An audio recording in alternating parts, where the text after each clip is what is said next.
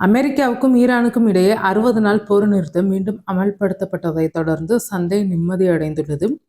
கச்சா எண்ணெய் விலைகள் சரிந்து வருகின்றனர். பங்கு சந்தையும் ஏற்றம் கண்டு வருகிறது. இரு நாடுகளும் விரைவில் ஒரு சாதகமான பாதையை கண்டறியும் என்று எதிர்பார்க்கப்படுகிறது.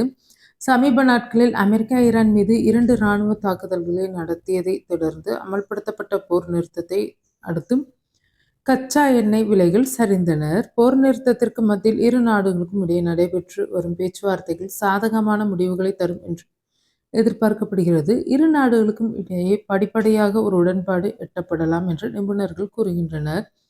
அமெரிக்காவுக்கும் ஈரானுக்கும் இடையே ஏற்படவிருக்கும் ஒப்பந்தம் மற்றும் எதிர்காலத்தில் அமைதி நிலவும் என்ற நம்பிக்கைகள் கச்சா எண்ணெய் விலைகள் சரிவதற்கு காரணமாகின்றனர். கச்சா எண்ணெய் விலை ஒரு பேரலுக்கு $100க்கும் கீழே சரிந்துள்ளது. கச்சா எண்ணெய் விநியோகம் மீண்டும் தொடங்கும் என்ற நம்பிக்கை இந்த சரிவுக்கு காரணமாகும். மறுபுறம் கச்சா எண்ணெய் விலை சரிவு எதிர்காலத்தில் சாமானிய மக்களுக்கு நிம்மதியை தரும் என்று எதிர்பார்க்கப்படுகிறது.